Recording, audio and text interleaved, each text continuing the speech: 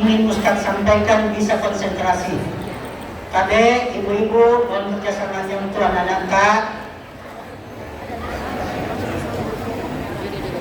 Terima kasih.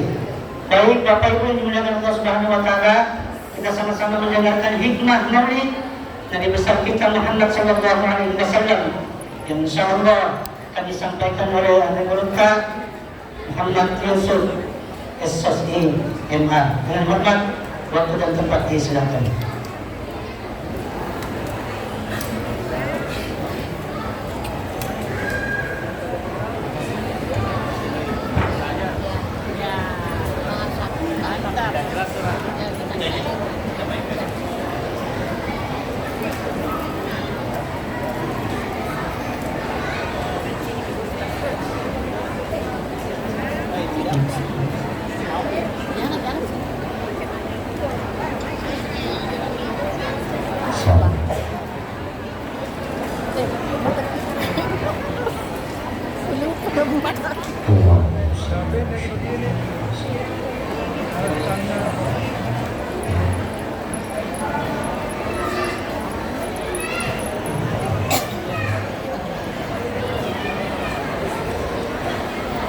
Bismillahirrahmanirrahim. Assalamualaikum warahmatullahi wabarakatuh. Waalaikumsalam warahmatullahi wabarakatuh.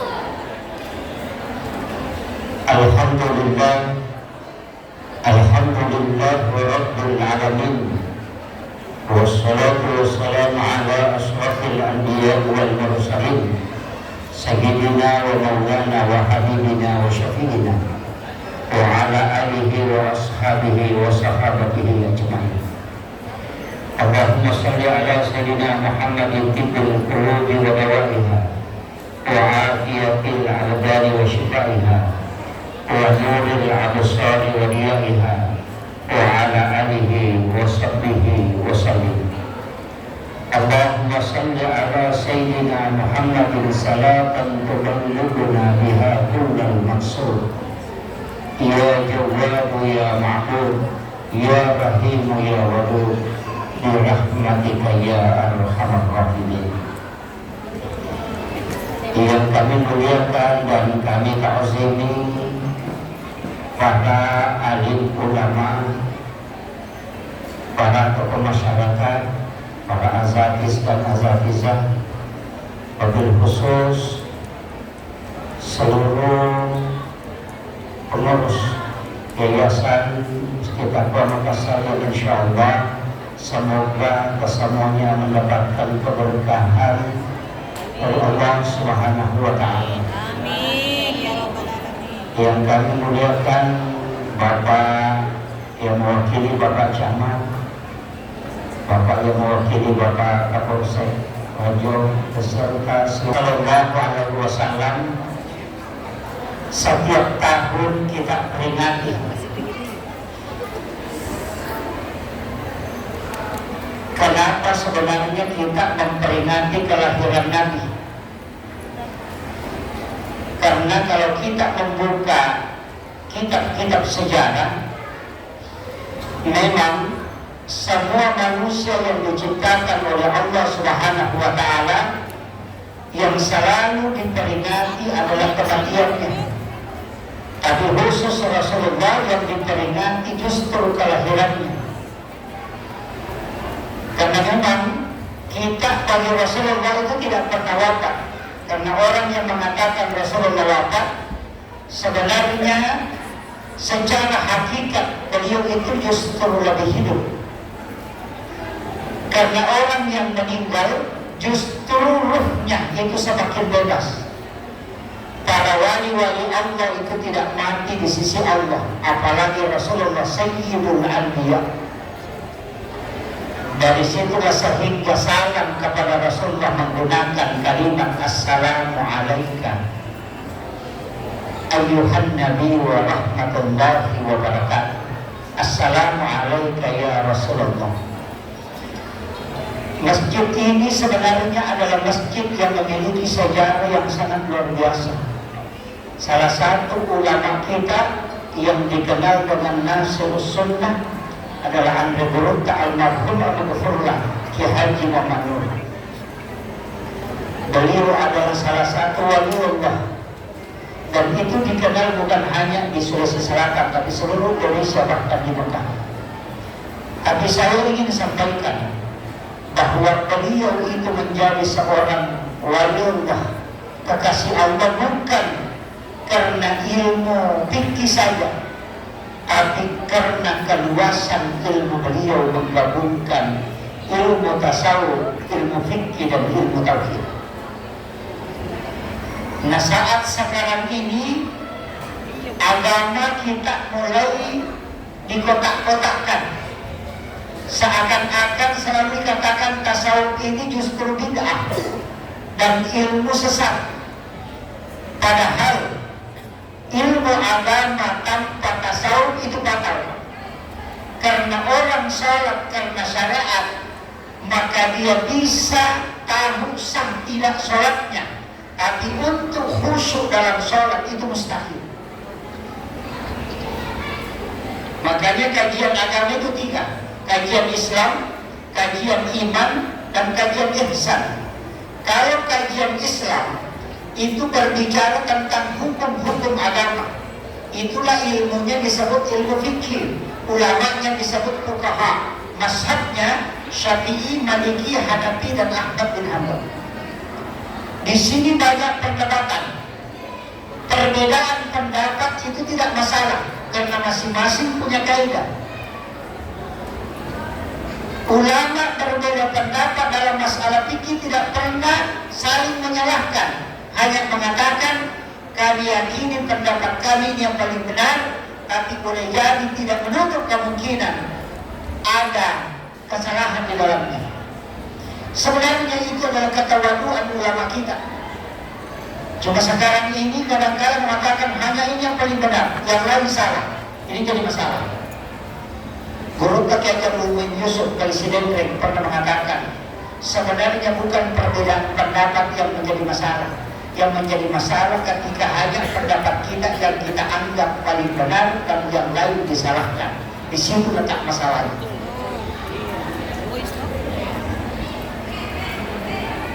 Kemudian yang kedua, ada kajian iman. Ulamanya disebut murabbi, ilmunya disebut teologi. Kajian ini masuk kajian tauhid. Mazhabnya Mu'tazilah, Jabariyah, Qadariyah, Sunni, dan Syiah, Ahlus Sunnah wal Jamaah. Kalau naik satu tingkat, ada kajian ihsan. Inilah kajian tasawuf. Ulamanya disebut mursyid. Mazhabnya di sinilah muncul tarekat Khalwatiyah, Samam Yusufiyah, kemudian Qadiriyah, Naqsabandiyah, di sini semua muncul. Itulah mazhabnya. Makanya dalam agama belajar fikih penting untuk tahu sah tidaknya ibadah.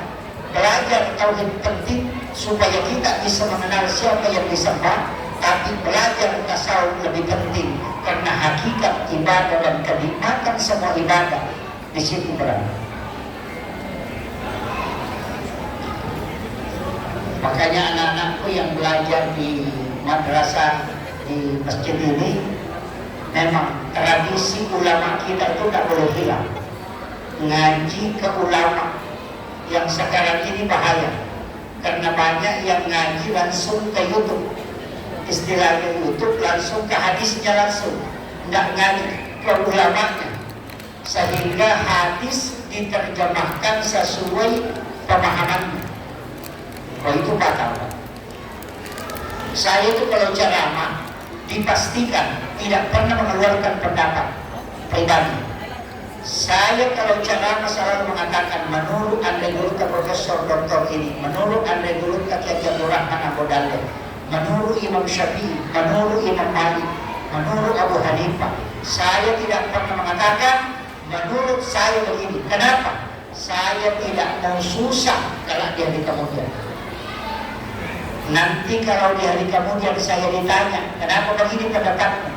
Saya bilang ini Imam Tasawuf yang bilang, tanya dia.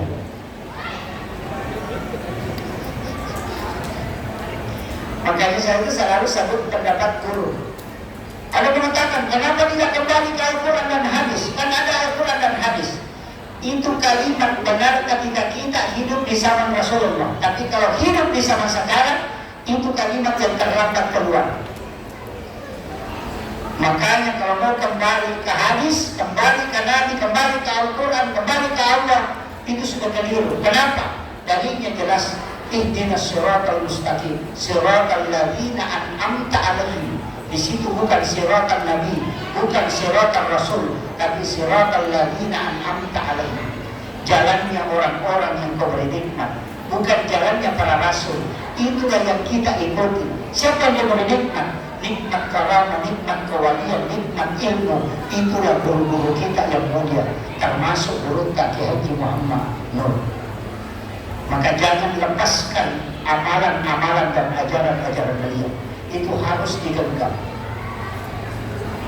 Yang fatal kalau yang pengikut-pengikut kita, ulama kita ini yang tergerus ini bahaya. Makanya saya itu biasa dibilangin penceramah tidak ada dalilnya, karena selalu pakai dalil ulama. Karena saya mau selamat Pak, takut nanti ditanya. Karena kalau ada ustaz mengatakan menurut saya, oh itu nanti disimpan lama, karena baru mau diadili.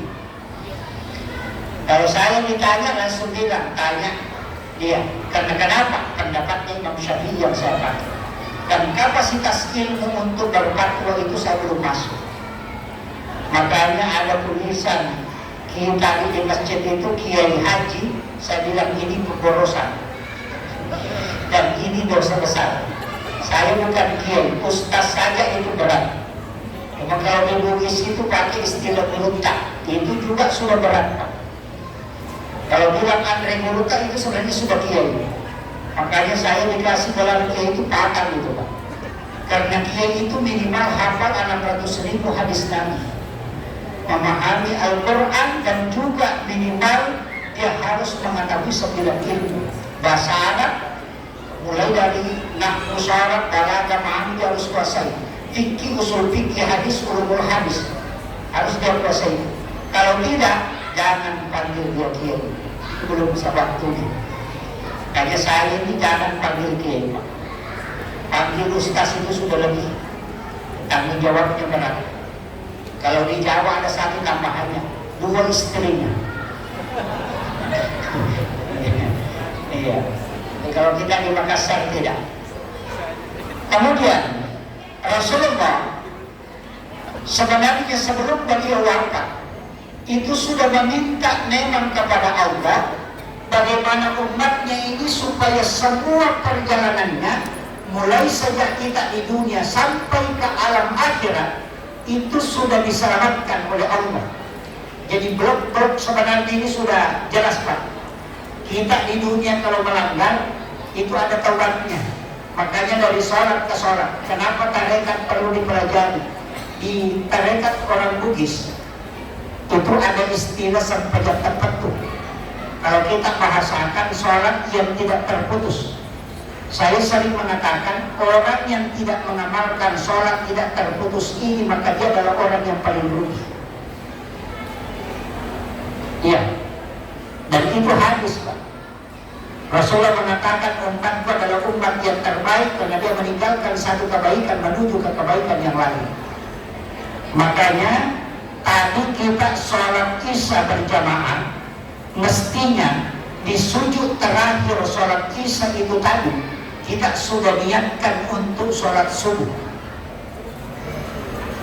Makanya niat sholat dengan niat mau sholat itu berbeda. Niat sholat itu ketika berdiri mau melaksanakan sholat ada 2, ada yang memasukkan dalam takbir, dalam niat dimasukkan, niat itu dimasukkan dalam takbir. Ketika mengucapkan kalimat Allah, di situ kita berniat. Jadi niat tidak dilapaskan, tapi dimasukkan dalam takbir.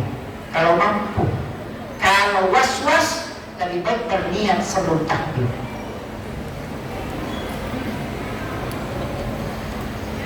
Itu niat sholat. Tapi kapan niat mau sholat?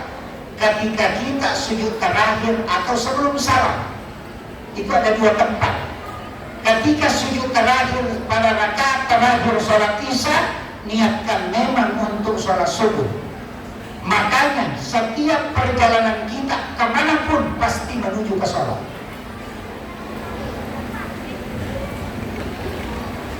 Bapak ke pasar pasti menuju ke sholat. Inilah yang dikatakan ulama sufi, bahwa ketika engkau meninggal di atas tempat tidurmu dan engkau meninggal dimanapun, tetap engkau meninggal dalam keadaan mati syahid, karena engkau meninggal menuju sholat. Jangan diputus. Setelah salam, assalamualaikum warahmatullahi wabarakatuh, assalamualaikum warahmatullahi wabarakatuh, sholat terputus, maka berapa jam kita tidak dapat pahala. Ketika meninggal di antaranya kita tidak meninggal menuju ke sholat, tapi ketika kita niatkan maka itu tersambung. Kenapa orang kekal di dalam surga padahal umur dan pahala terbatas? Karena niat melakukan kebaikan yang selalu diberikan balasan, sehingga orang kekal di dalam surga. Jadi kalau pahala mau dihitung, Pak, kita cuma sebentar di surga. Tapi karena niat melakukan kebaikan terus menerus, ketika Allah takdirkan kita wafat, tapi niat pahalanya terus jalan, itulah yang membuat orang kekal di dalam surga. Makanya sambung terus ya, sholat isya ke sholat subuh ke sholat duhur ke sholat asar, niatkan terus. Itu yang disebut dengan sholat yang tidak terputus. Maka dulu sampai terpetu. Kenapa menutup sholat itu dengan salam? Salam itu kan ada dua, ketemu atau berpisah. Makanya salam ke kanan karena menyambung waktu sholat.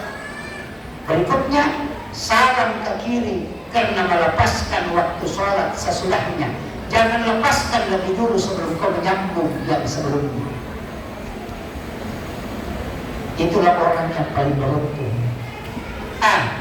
Yang kedua, dari tidur ke tidur.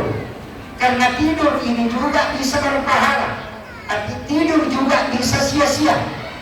Ada tidur yang berpahala. Yang mana? Yang pertama, tidurnya orang untuk sholat atau ibadah. Yang kedua, tidurnya orang istirahat dari sholat untuk sholat. Yang ketiga, tidurnya orang menghindari dosa. Itu tiga tidur yang berpahala. Jadi kalau mau tidur kalau malam, niatkan memang saya mau tidur cepat supaya bisa bangun sholat tahajud. Kalau tidak bangun sholat tahajud, niatkan saya mau tidur, mudah-mudahan saya mau bangun untuk sholat subuh. Berapa lama kita tidur, maka itu dinilai ibadah karena tidurnya untuk sholat.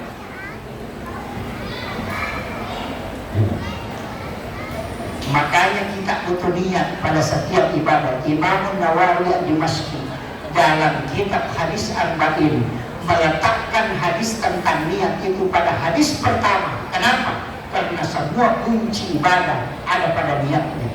Air satu botol seperti ini, Pak, itu kita bisa niatkan untuk 10 manfaat, bisa juga hanya satu. Ketika mengambil air minum, niatkan supaya dia bisa menjadi obat. Niatkan juga supaya untuk menguatkan daya ingat, menghafal. Niatkan juga untuk mudah menerima ilmu. Niatkan juga untuk berkah dalam kehidupan.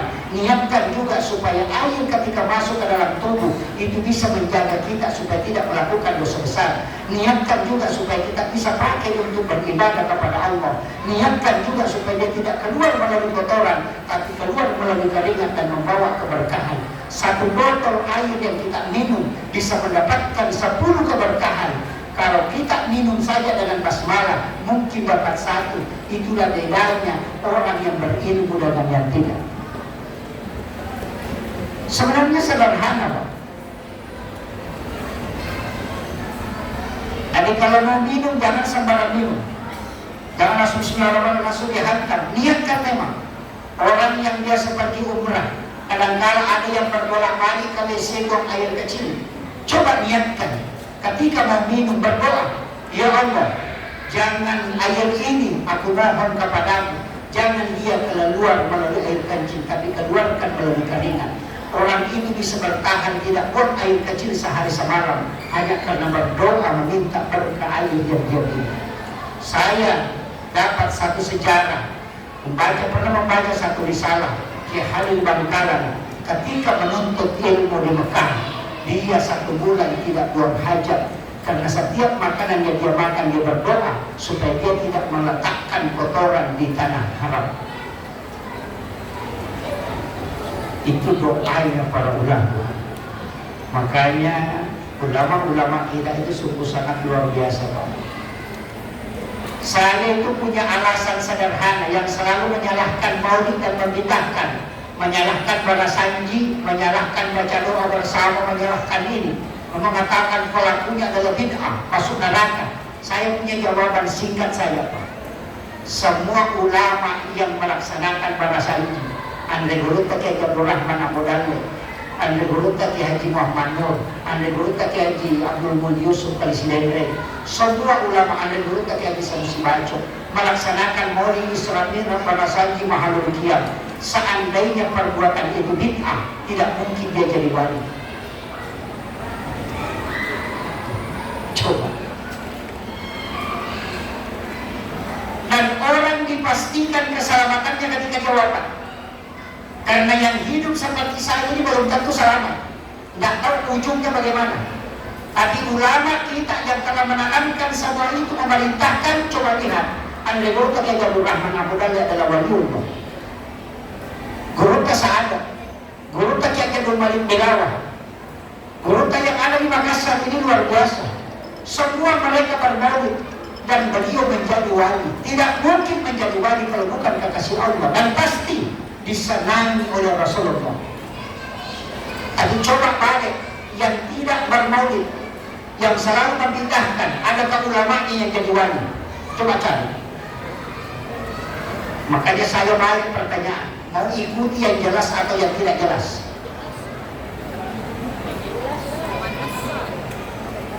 Gampang aja, Pak.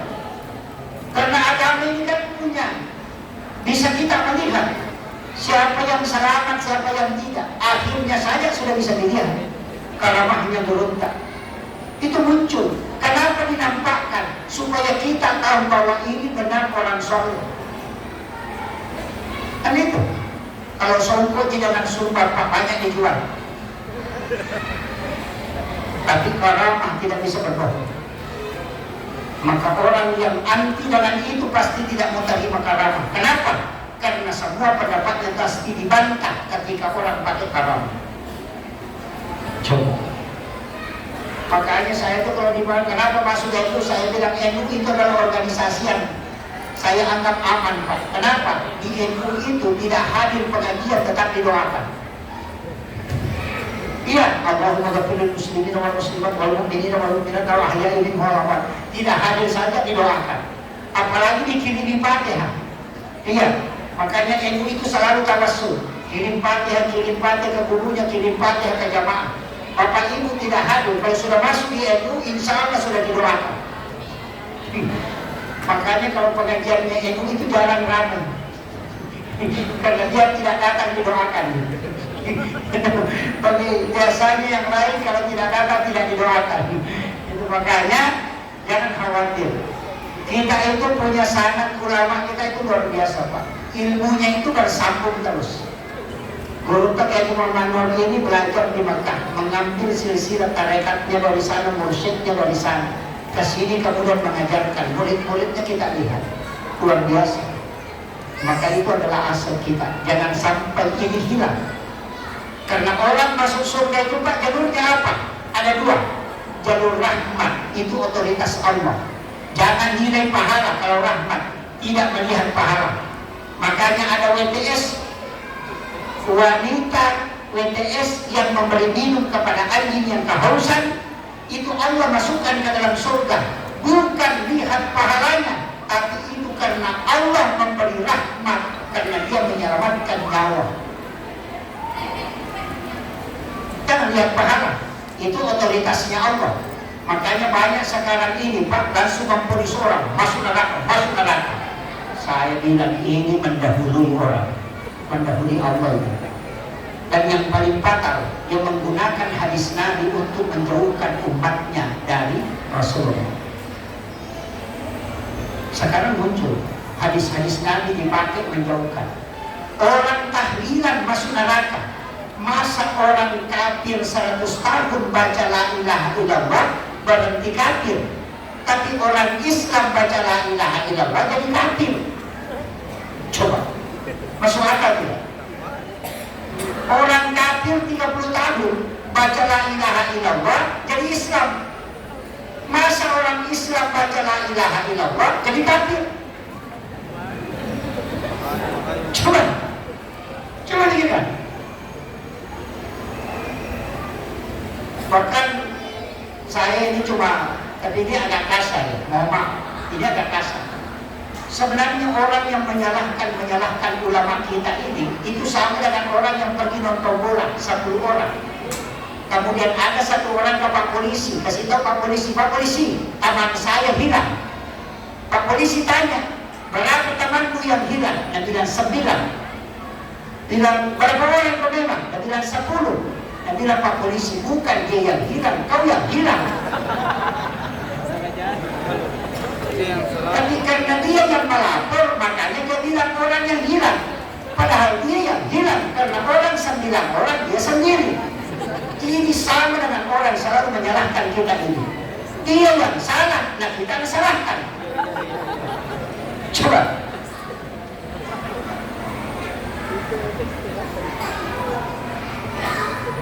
Kemudian, coba kita lihat kebalikannya lagi. Saya coba anukan Pak, coba lihat kebalikannya.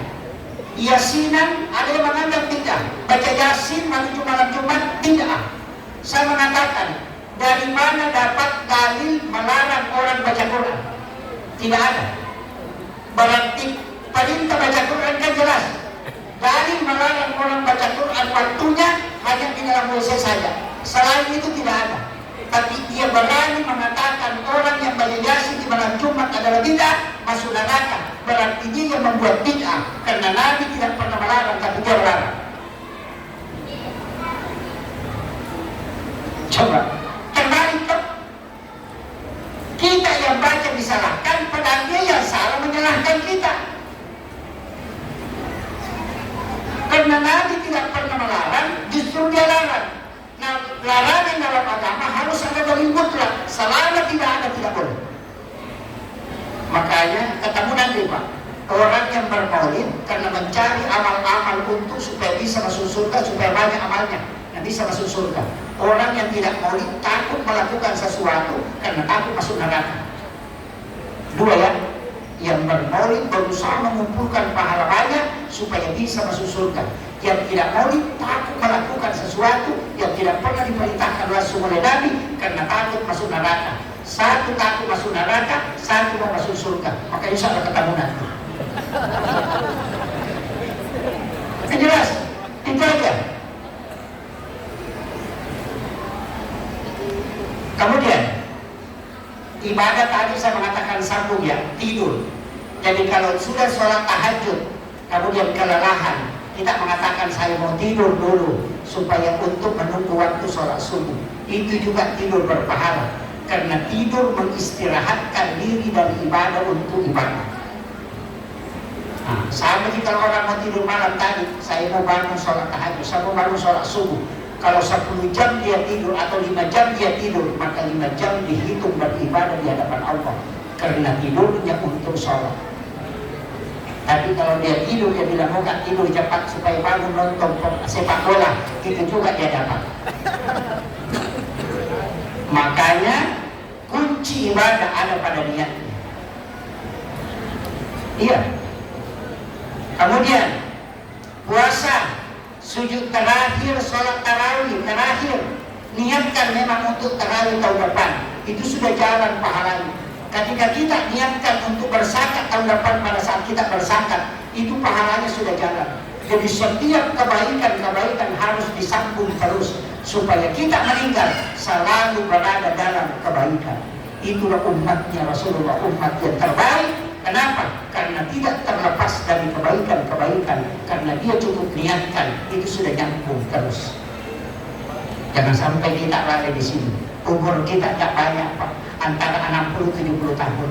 Kalau 60 tahun umur berapa tahun kita tidur? Jam 9 malam sampai jam 3 subuh. Itu sudah 6 jam. Kalau siang tidur jam 1 sampai jam 3, berarti sudah 8 jam.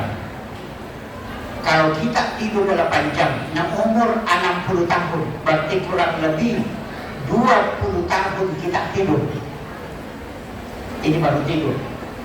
Sholat berapa lama? Sholat duhur 5 menit, asar 5 menit, maghrib 5 menit, isya 5 menit, subuh 5 menit.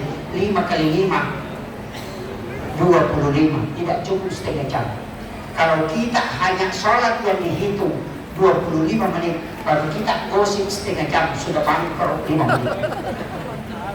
Atau gosip 1 jam, bangkrut itu 45 menit. Makanya sambung terus niat itu.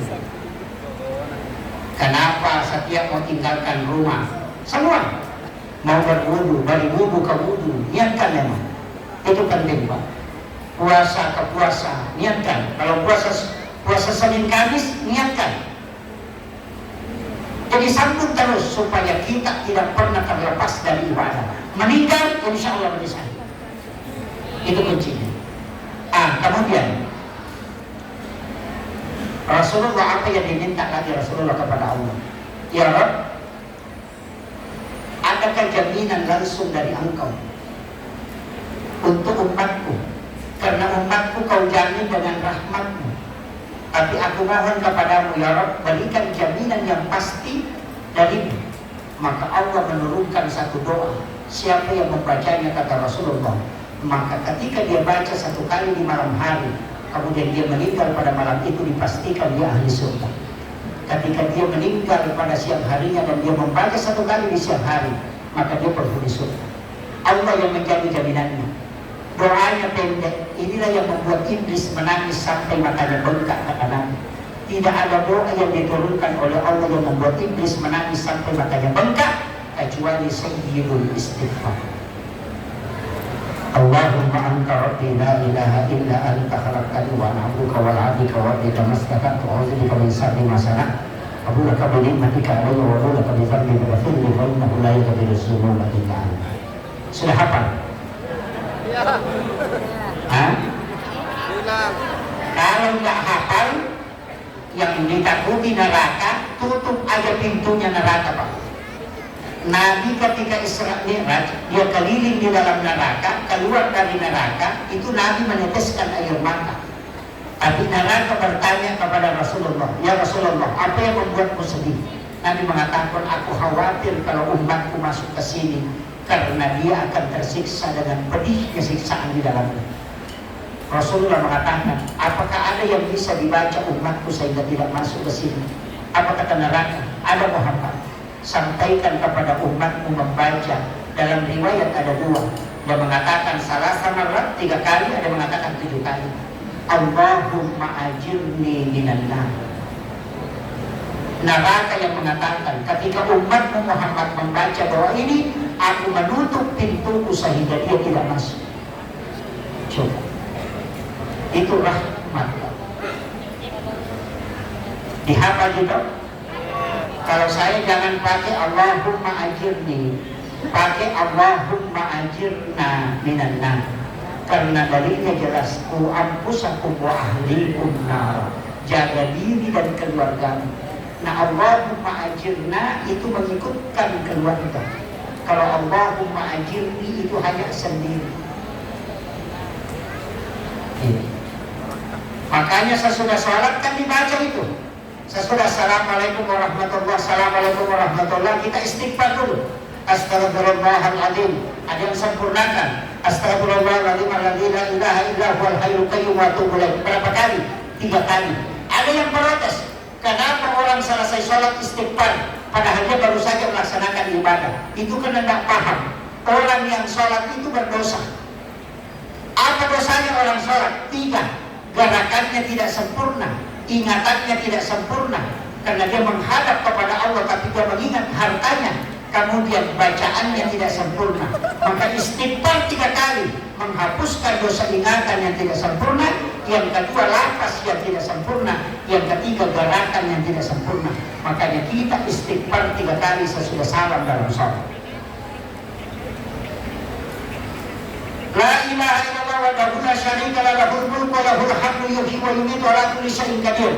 Kenapa dibaca 10 kali di waktu maghrib dan 10 kali di waktu subuh? Karena itu hadis Nabi. Siapa yang membaca 10 kali, walaupun sebesar buih di lautan dosanya, maka Allah akan mengampuninya. Sholat isya, duhur, asar itu 3 kali. Kenapa? Karena memang hadisnya ada yang 3 kali, ada yang 10. Untuk pagi dan petang 10, selain itu 3 kali. Kemudian ada Allahumma ajirna minan nar. Makanya baca itu Pak. Ada juga orang assalamualaikum langsung lompat keluar. Nanti ikamat orang baru masuk sana, dia sudah menghadap keluar memang. Tapi tidak ada di sini. Alhamdulillah. Tidak ada ya? Insyaallah. Tenanglah di masjid. Datanglah sebelum azan dikumandangkan. Imam Malik mengatakan kalau mau lihat orang malas adalah orang yang datang ketika azan dikumandangkan. Jadi orang yang datang setelah azan dikumandangkan, maka itu orang malas.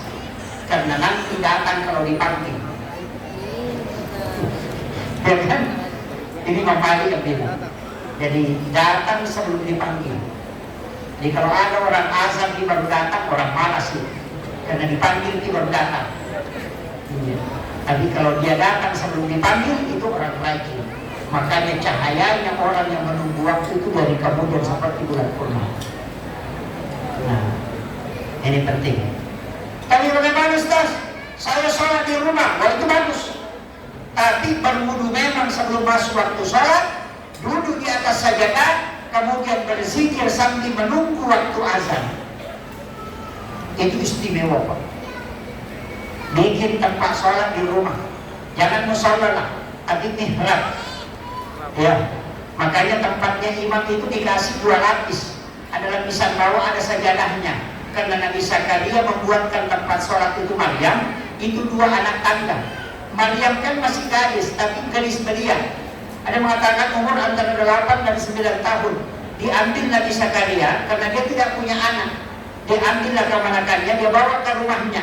Dia buatkan kamar, bilik. Di dalam biliknya dia buatkan tempat sholat. Itu yang disebut mihrab. Bukan musola, tapi tempat sholat pribadi. Tapi dia 2 anak tangga. Makanya tempat sajadah imam itu 2 lapis. Kemudian dia kunci dari luar. Dan yang pegang kuncinya Nabi Zakaria dengan istrinya. Jendela semua ditutup, kunci mati. Sehingga Maryam tidak bisa keluar. Hanya pintu itu dibuka ketika mau dibawakan makanan oleh Nabi Zakaria dengan istrinya. Maryam disimpan di dalam bilik, dalam kamar, tidak diizinkan keluar oleh Nabi Zakaria. Begitu caranya menjaga anak perempuan. Kalau kita dikasih kunci motor.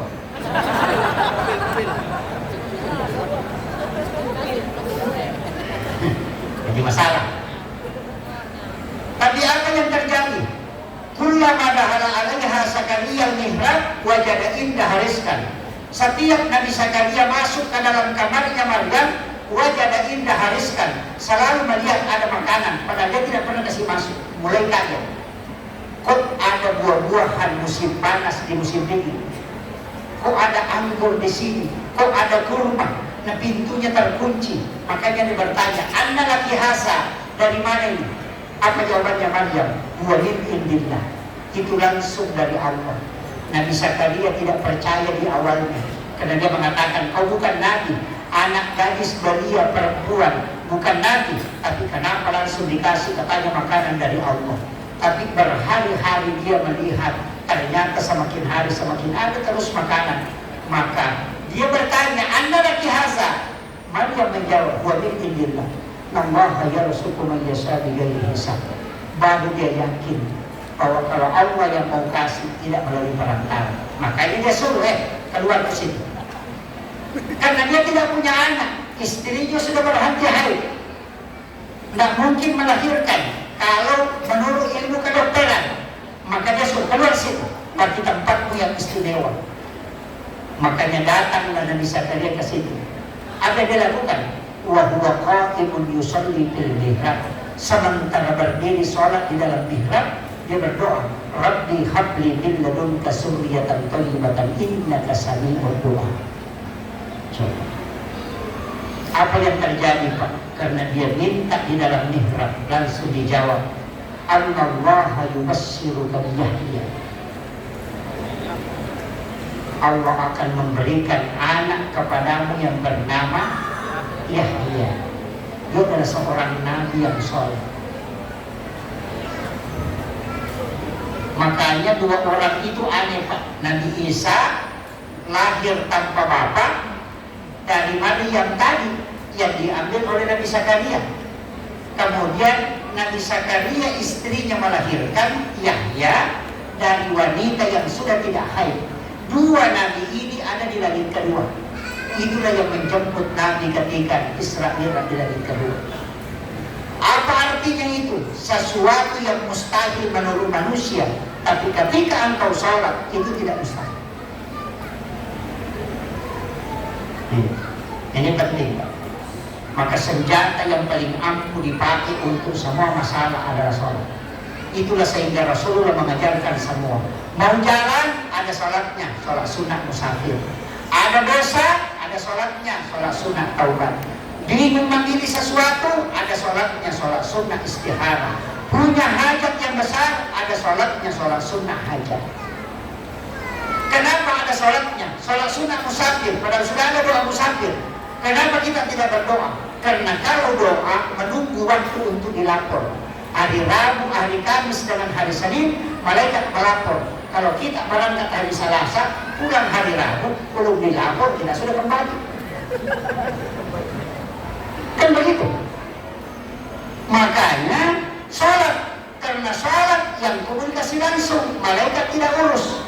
Urusan hamba dengan Tuhannya adalah sholat. Makanya satu-satunya ibadah yang tidak bisa dicampur itu cuma sholat. Orang puasa nonton TV tidak batal puasanya, tapi orang sholat nonton TV pasti batal. Iya. Orang haji itu makan tidak batal hajinya, tapi orang sholat makan pasti batal. Orang puasa bicara tidak batal puasanya, orang sholat bicara pasti batal sholatnya. Kenapa? Karena satu-satunya ibadah yang tidak bisa dicampur itu cuma sholat. Karena dia komunikasi hamba dengan Tuhan, tidak melalui perantara hitungan malaikat. Makanya sungguh sangat keliru ketika ada orang hanya memanfaatkan doa di luar sholat, yang Nabi mestinya di dalam sujud minta. Iya, minta dalam sujud. Ketika kita sujud, minta di situ karena tempat hamba lebih dekat dengan Tuhannya. Itulah yang diajarkan Rasulullah. Makanya orang yang paling banyak sholatnya itu Rasulullah. Tapi apa keistimewaannya kita? Karena Nabi mintakan ibadah. Sebenarnya ibadah kita itu tidak banyak, Pak. Cuma Nabi yang mintakan. Karena umur kita pendek, makanya dia minta banyak. Puasa 3 hari setiap bulan, kita sebut Shaumil Ayyamil Bid. Itu bukan puasa kita, itu puasanya Nabi Adam. Ketika Nabi Adam dilemparkan dari surga ke bumi, kemudian dia bertobat di hadapan Allah, dia puasa 3 hari. Hari pertama 1/3 badannya putih, hari kedua 2/3 badannya putih, hari ketiga dia puasa seluruh badannya putih, makanya disebut puasa putih. Shaumil Ayyamil Bid. Itu puasa pertengahan bulan. Rasulullah mengatakan siapa yang puasa 3 hari dalam setiap bulannya, sama kalau dia puasa 1 bulan penuh. Itu bukan puasanya kita, puasanya Nabi Adam. Tapi itu diminta oleh Rasulullah supaya kita amalkan, supaya dapat barakahnya itu. Mana lagi puasanya Nabi Daud? Coba, puasa Daud hari ini puasa, besok batal. Batalkan, besoknya lagi puasa. Ada yang mampu, silahkan. Tidak mampu, ambil lagi Senin Kamis. Hari Senin, hari kelahiran Nabi. Hari Kamis adalah hari di store ibadah. Senin dan Kamis juga ibadah di store. Itu penting, Pak. Tapi mau ibadahnya langsung di store. Saya dapatkan dalam kitab Sunan Abu Daud. Ada satu hadis Rasulullah. Siapa yang sholat 4 rakaat sebelum duhur, sesudah asar duhur, tidak ada tahiyat awal, langsung ambil 4 rakaat 1 salam, maka sholat itu langsung dilapor oleh malaikat pada waktu itu, tidak menunggu waktu. Sama di sholat sunnah duha, Pak. Siapa yang melakukan sholat sunnah duha di awal waktu, itu hadis marfu dari Anas bin Malik. Hadis marfu itu langsung disandarkan ke Nabi. Rasulullah mengatakan, siapa yang sholat sunnah duha di awal waktu, rakaat pertama dia membaca ayat kursi 10 kali, rakaat kedua membaca surah Ikhlas 10 kali, maka orang itu pasti dirahmati oleh Allah Subhanahu wa Ta'ala. Sudah pernah lakukan?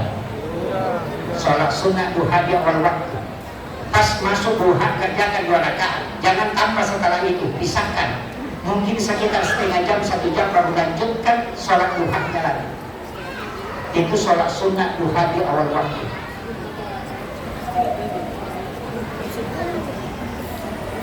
Banyak sekali sholat sunnah, Pak. Saya pernah mengkaji sholat sunnah, ada kurang lebih 200, hampir 300 sholat sunnah itu jumlahnya. Bukan rakaatnya, tapi jumlahnya memang. Ada sholat sunnah mutlakah, ada sholat sunnah mutlakah, ada sholat sunnah awwabin, ada duha, ada sholat sunnah tahwili sakratil maut. Ini juga yang jarang orang lakukan. Sholat sunnah tahwili sakratil maut, sholat sunnah supaya tidak berat dalam sakarat, dilapangkan kubur dan dimudahkan melewati titik siratal mustaqim. Itu sholat sunnah dikerjakan pas selesai sholat maghrib di malam Jumat. 2 rakaat, tapi sholat sunnahnya maghrib. Setelah sholat maghrib, kerjakan 2 rakaat sholat sunnah tahwili sakratil maut. Itu hadisnya hasan. Apa surahnya? Rakaat pertama baca izazul 15 kali. Rakaat kedua izazul juga dibaca 15 kali. Itu sholat sunnah tahwili sakratil maut. Sudah pernah kerjakan? Belum juga. Ayo. Ada satu sholat sunnah jangan tinggalkan, Pak Bu. Sholat sunnah apa? Kalau semua sholat sunnah tidak bisa dilakukan, satu saja jangan tinggalkan. Sholat sunnah witir. Jangan tinggalkan itu, walau hanya 1 rakaat. Karena satu-satunya sholat yang dijamin oleh Allah sebagai kekasihnya ketika dia kerjakan, orang kerjakan adalah sholat sunnah witir. Makanya orang yang berwitir sebelum tidur pasti tidak diganggu jin. Tidak bakal. Kalau ada orang saling gangguan, suruh sholat witir baru tidur, tidak akan. Kemudian yang kedua, orang yang sholat witir sebelum tidur, pasti kalau dia bermimpi itu isyarat, bukan guna tidur. Saya dapat dari mursyid kami itu mengajarkannya. Makanya orang yang sholat witir sebelum tidur ketika bermimpi, cari maknanya itu pasti ada. Dan jin tidak bisa ganggu orang yang berwitir sebelum tidur. Itu kuncinya. Makanya Nabi mengatakan berwitir, janganlah kalian tidak berwitir walau hanya 1 rakaat. Walau rakaatan kata Nabi, jangan tinggalkan witir, Pak. Apalagi ibu-ibu, jangan tinggalkan witir. Itu sholat sunnah wali itu. Mau jadi kekasih Allah witir. Tapi jangan juga banyak dosa ya Bu. Jangan banyak dosa ya Bu. Janganlah. Media sosial sekarang bahaya sekali. Bayangkan kalau Facebook 5.000 teman di Facebook, kita share berita bohong, maka 5.000 tempat bertanggung jawab. Bayangkan ya. Dengan 1 ketukan jari telunjuk itu bisa pertanggungjawabannya 5.000 orang. Belum lagi ketika orang lain share, maka kita juga dapat bagian dari situ. Hati-hati betul. Hati-hati. Kadang-kadang ibu-ibu kalau ada masalahnya langsung bikin status. Iya, aku menyesal. Ternyata kau begitu. Seandainya aku tahu memang dari dulu tidak bakalan, padahal tidak dicucumi. Iya. Kalau ada masalah, jangan masukkan di Facebook. Ambil air wudhu, kemudian sujud, minta petunjuk kepada Allah. Itu solusi paling cepat. Kalau masuk di Facebook tidak ada solusinya. Coba bikin status. Saya punya utang 300.000. Siapa sahabat yang bisa lunasi? Pasti hanya bilang up. tidak ada yang minta nomor rekening. Ya kan? Iya. Ada masalah, bikin status, pasti yang komen udah di bawah. Ini ternyata kalau begitu, langsung komen di bawah, sabar saya. Ini ibu-ibu sekarang banyak sekali tahu persoalan. Nah, tahu masalahnya orang di Kalimantan. Si anu sakit giginya di Kalimantan, si anu sakit perutnya di Jakarta, si anu di Bone sakit lututnya, padahal suaminya menceret, dia tidak tahu. Kenapa? Semua dilihat secara langsung di Facebook. Saya sampaikan, lebih baik mematikan handphone 2 jam di rumah. Kapan itu? Sesudah sholat maghrib sampai jam 9 malam, jangan nyalakan HP. Atau saya ingatkan, simpan handphone, jangan pegang. Apa? Supaya ada komunikasi anak dengan orang tua. Kenapa banyak anak tidak bisa dinasehati? Karena sudah tidak ada ikatan batin anak dengan orang tuanya. Karena sibuk main Facebook, satu sibuk main YouTube, satu sibuk main game. Makan saja tidak pernah bersama. Anaknya makan di depan TV, bapaknya di kursi, mamanya di dapur. Berkali-kali.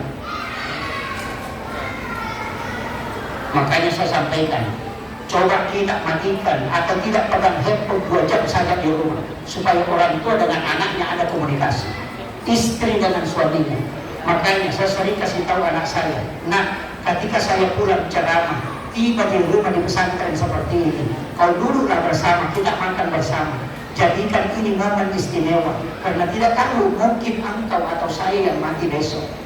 Jadi setiap bersama keluarga menjadikan itu momen yang paling berharga, karena kita tidak tahu siapa yang lebih dulu dicabut nyawanya oleh Allah. Mungkin saja hari ini kita makan bersama, besok dia tidak ada. Maka tapi ketika kita bersama dengan penuh kasih sayang, maka kita tidak akan menyesal karena sudah melakukan yang terbaik untuk keluarga. Kadang-kadang kita akan lebih bernikmat lalai, istri tidak diperhatikan, suami tidak diperhatikan. Itu kan fatal. Anak-anak kita tidak perhatikan. Ini sudah 1 jam saya ceramah. Oh ya, 50 menit. Tinggal 10 menit, 1 jam. Oke, saya ingin kasih sederhananya. Sholawat kepada Rasulullah sebenarnya itu adalah ibadah yang paling utama dari semua ibadah yang ada. Bahkan sholat ini tidak akan pernah sah kalau kita tidak sholawat. Doa tidak akan pernah sampai kepada Allah karena pintu langit tidak terbuka kalau kita tidak bersalawat. Dan tidak ada perkumpulan yang mendapatkan doa malaikat dan didatangkan berkat kecuali orang itu bersalawat kepada Rasulullah. Maka 3 ibadah ini sia-sia ketika kita tidak bersalawat. Apa inti dan hakikat salawat sebenarnya? Allahumma sholli. Itu kan kita minta Nabi diberi keselamatan. Kenapa kita minta? Karena dia sudah selamat. Itu karena kembalinya ke kita yang lebih banyak. Sama dengan ember yang penuh air, ketika diisi air lebih banyak yang tumpah daripada yang masuk. Begitu pula dengan rahmatnya Rasulullah, syafaatnya baginda Rasulullah. Makanya kalau mau masuk surga lewat jalur syafaat Rasulullah ada 2, syafaat umum dan syafaat khusus. Kalau syafaat khusus itu sebelum masuk neraka sudah diselamatkan. Tapi kalau syafaat umum, Nabi berbolak-balik ke neraka mengambil umatnya. Pintu surga tidak akan terbuka kecuali Rasulullah yang membuka pertama. Tapi pintu surga pun tidak akan tertutup kecuali Nabi yang menutup terakhir. Karena dia akan berbolak-balik ke neraka mengambil umatnya. Nanti habis baru Nabi tidak kembali. Pernah lihat pengurus travel, pengurus umrah, lebih dulu ke bandara, terakhir Nabi. Karena mengurus jamaahnya, urus tiketnya, urus ini, paling pertama datang, tapi paling terakhir juga naik pesawat. Kenapa? Begitu juga Rasulullah, paling pertama membuka surga, tapi paling terakhir juga dia masuk. Kenapa? Karena dia berbolak-balik mengambil umat yang ada di dalam neraka. Maka jangan sampai kita tidak mendapatkan syafaat baginda Rasulullah. Siapa yang dijanji syafaat? Yang sholawat 100 kali setiap malam Jumat. Yang kedua, yang menjawab azan dan membaca doa sesudah azan. Kemudian yang ketiga, yang pernah bermimpi ketemu Rasulullah itu pasti dijanji syafaat. Yang paling gampang itu sholawat 100 ya. Allahumma sholli ala sayyidina Muhammad wa ala sayyidina Muhammad, baca 100 kali setiap malam Jumat, itu dijanjikan syafaat oleh Rasulullah. Bahkan di yaumil akhir dalam hadis qudsi mengatakan, Allah mengatakan, ya Muhammad, dia bukan hambaku, tapi Rasul mengatakan, ya Rabb, dia adalah umatku. Apa kata Allah? Karena umatmu Muhammad, masukkan dia karena syafaat. Kenapa bisa Nabi memberi syafaat? Itu ada dua alasannya. Yang pertama, sholat tahajud baginya wajib, makanya dia bisa memberi syafaat. Yang kedua, Nabi diberi otoritas ibadah. Ada ibadah sunnah yang disandarkan ke Nabi, makanya pahala ibadah sunnah itu menjadi jalur syafaat kita untuk masuk ke dalam sunnah. Jangan anggap sepele yang sunnah. Makanya Nabi mengatakan, siapa yang ingin bersamaku di dalam surga, maka perbanyak sujudnya. Kenapa? Itu pasti sholat sunnah, bukan sholat fardu. Penutup dari semua sholawat, jangan pernah kurang 100 kali membaca sholawat dalam satu hari. Kalau sholawat yang biasa. Tapi kalau sholawat Jibril sallallahu alaihi Muhammad, jangan kurang 1000 dalam satu hari. Jangan kurang 1000. Ajak lalu nakura sisap salawat Jibril sallallahu alaihi Muhammad. Baca dulu. Inna Allaha wa malaikatahu yusalluna 'alan nabi. Ya ayyuhalladzina amanu sallu 'alaihi wa sallimu taslima. Napa adina sallami nabiyka. Assalamu alayka ya Rasulullah. Assalamu alayka ya Habiballah. Assalamu alayka ya Aba Bakr. Salam ya Rasulullah. Setelah itu baca sallallahu ala Muhammad 1000 kali. Bisa dibagi 200 sesudah subuh, 200 sesudah duhur, 200 sesudah asar. Dibagi saja, yang penting 1000. Tapi khusus malam Jumat jangan dibagi. Sesudah sholat isya, sholat sunnah hajat 2 rakaat, baca sholawat Jibril 1000 kali, baru kita berdoa. Jadi dikumpul, nanti malam Jumat baru dipakai berdoa. Kalau ada yang bangun rumah tidak mau selesai, suruh amalkan itu, akan jalan itu. Ada urusan yang tidak mau selesai, suruh amalkan itu. Kalau masih tidak bisa, banyak sekali ustaz, cukup tangan kanan diletakkan di perut sebelah kiri, ibu jari agak didorong sedikit naik ke atas. Baca surah Al-Insyirah 3 kali, surah Al-Ikhlas 3 kali, baru baca Rabbi shrah li sadri wa yassir li amri wahlul 'uqdatam min lisani yafqahu qawli. Rabbi yassir wa la tu'assir 3 kali. Semua urusan kita pasti dimudahkan oleh Allah, dan anak-anak kita tidak ada yang sakit. Itu kuncinya. Kalau masih tidak bisa, cukup baca sholawat Ibrahimiyah 1 kali sebelum tidur, 1 kali di saat bangun tidur, dan 3 kali sebelum berdoa. Sholawat Ibrahimiyah tahu ya, tahiyat akhir. Apa gunanya? Siapa yang membaca sholawat Ibrahimiyah 3 kali kemudian berdoa, itu pintu langit dibuka oleh Allah. Itulah sholawat yang paling sempurna kata Rasulullah. Saya kira ini yang penting saya wasiatkan Bapak Ibu sekalian.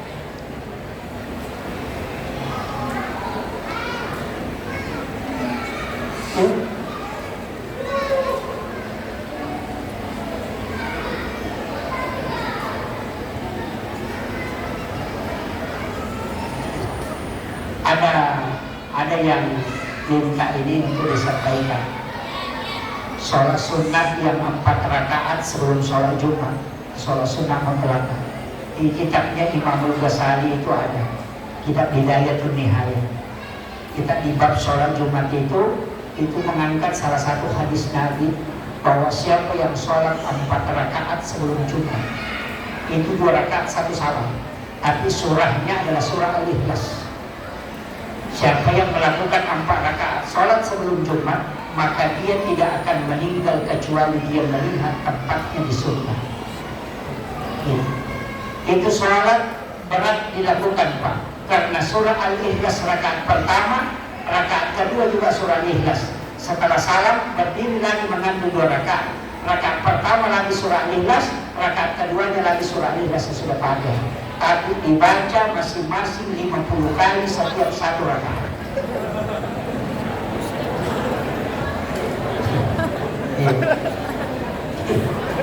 Masing-masing 50 kali berarti 200 surat Al-Ikhlas. Bisa kira-kira.